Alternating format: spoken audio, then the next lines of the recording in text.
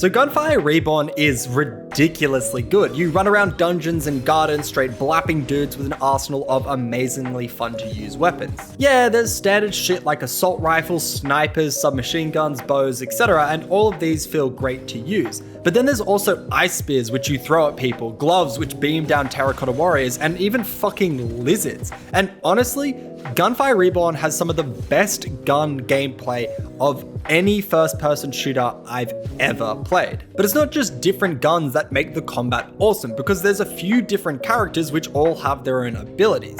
There's Cat with grenades, there's Sniper Bear with lightning powers, there's Bird who flies around jump kicking fools, plus others who all do their own thing. And all of these heroes play really differently, and they change the way that you approach the game, way more than most first-person shooters usually do, or even roguelikes, where often, no matter what character you're playing as or what setup you have, you usually play it the same way. This is especially true because each character has their own skill trees, which enhance different aspects of the gameplay. More so though, as you go through each run, the abilities available to you will vary, and this will affect the experience. This is also true for the weapons that drop, meaning that you will always have a different combination of weapons and abilities, you know, because it's a roguelike. So how does this affect the actual gameplay? Well, when I played as Dog, who can dual wield, I like to roll with launchers because Dog has abilities which synergize with that, like extra explosion damage. And I had a run where I used this Bone Dragon weapon which traps people, then a straight up noob tube, and this combo worked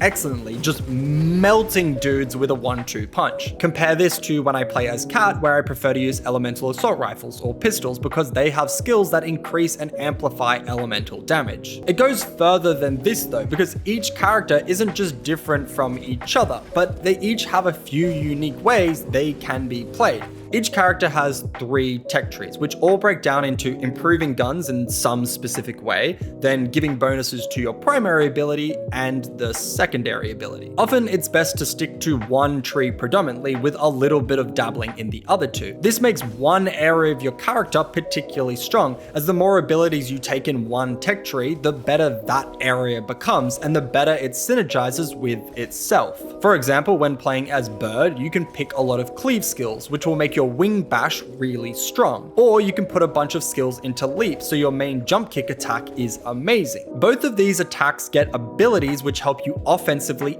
and defensively. So having a really good jump kick attack that does tons of damage, gives you a bunch of health, and reduces the damage you take is way better than just splitting the difference. So one run you might make a jump kick build, and one run you might go for a wing bash build. All of this is great for 2 reasons. One, because it heavily encourages you to vary your style and strategy, which leads you to experimenting more and ultimately avoiding finding the game stale because you aren't just doing the same thing over and over. But also because if you do really like one playstyle, then there is likely a character and a build for you, and the game lets you play that way again and again. And the fact that it fosters both diversity of experience and allows for players to cultivate an idiosyncratic style is incredible game design. So the different characters and abilities are one way the game makes each run unique, but there are also scrolls which are general improvements. I'm actually impressed how fun and fresh most of these are. While there is still the classic do 35% more damage type stuff, many of them do have slight twists to them, such as the first shot after each 10 seconds will deal critical hit damage. I do have one issue with scrolls though.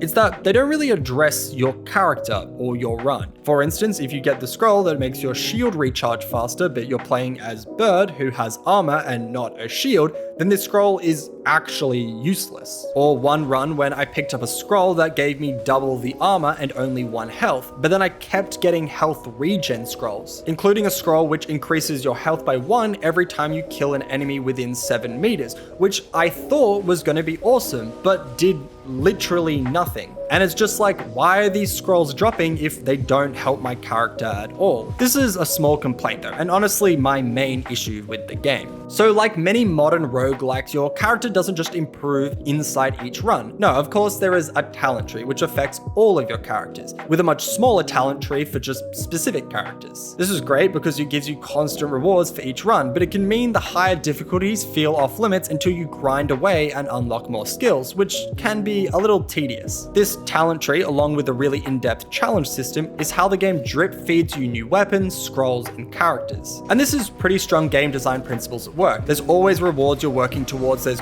constant positive feedback, there's new stuff to play around with, and this keeps you engaged, keeps you wanting to play, and all of this is fairly standard, but it's done really well and achieve what it's trying to do. And once you max out your skills and unlock all the characters, then there's the timer in the top left, and you can start to verse yourself or even become a speedrunner, because there is that inbuilt how fast can you build the game element, which is waiting to be engaged with. This principle of new rewards and trying new things is seen in the runs as well in regards to guns. So you can upgrade guns at a craftsman, which will increase the damage of the gun, and often you get the strongest gun if you just pick a gun in the early game and then upgrade it at every opportunity you can. And after you unlock a few talents which help you with money, this is pretty much doable. So this is what the vast majority of my runs were: get a gun in the early game and stick with it the whole time. However, the game will constantly drop new guns, and the further you go, the more and more bonuses these guns will have on them. This is a gun you get before you enter the dungeon, and this is one you get around the mid game. You can just see how many more bonuses it has on it, and you can get talents to get even more bonuses and make those bonuses even stronger. So you're encouraged to actually switch guns pretty consistently throughout the run, and once you realize this, you are likely going to have better runs. Once again, encouraging you to try things and constantly change it up,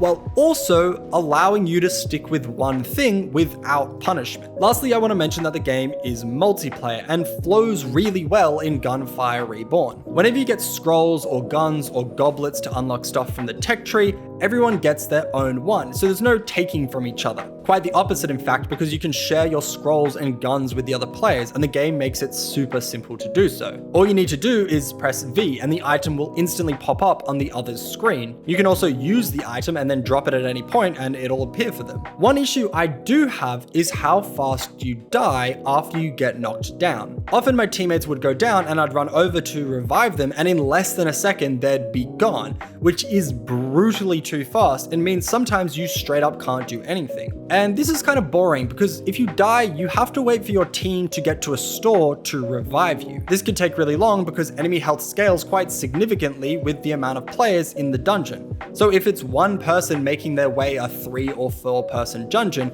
then it will take ages. And you're just sitting there watching a janky third person camera for 5 or so minutes. And even when they get to a store, reviving a dead player is super expensive. And I think this exists to make the game more difficult, which it does, but I also think it makes the game much more boring, slow, and kind of lame, especially if you die on a boss fight because you don't receive most of the loot, encouraging individualism and not team play. So that's Gunfire Reborn, a really good game that has super fun and satisfying mechanics and is fairly cheap for what it is. I would definitely suggest it, and if you do, I hope you have a great time playing it. And that's the video as well. If you liked the video, subscribe to the channel to stay in the loop for more of this hot content, and I will see you in the next one.